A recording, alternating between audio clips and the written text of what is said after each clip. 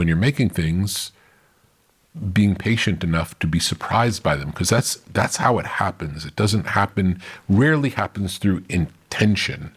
It happens more by accident while you're planning something else. It comes upon you and you recognize it in the moment. Where does this fit? It's something I wrote in the book, The Audience Comes Last. Yeah. I really believe that.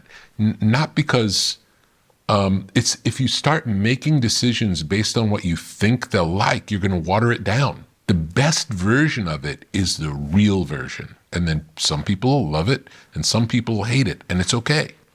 That's how it's supposed to be. Right. If you water it down for more people to like it, then the people who like it won't like it as much.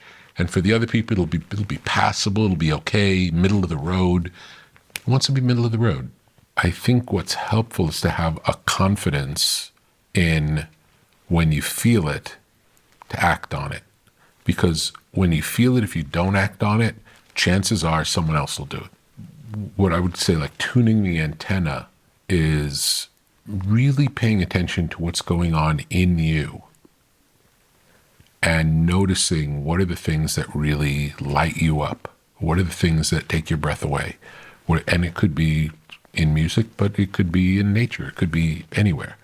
Why do what happens when you see something in a movie that you're like, you can't believe it happened, and you get really taken by it? Or when you see a dramatic sunset, what happens? And tune into that feeling of, I would call it awe. And then when you're making things, that's kind of what we're reaching for. There's not a formula to get there, and the only way you know that it happens is when you can feel it inside. It's like it's this internal process of, you lean forward, you want to hear what happens next. It sparks your curiosity. If you want to stop it, that that's not that experience. These are experiences that you wish could go on forever. They're ecstatic.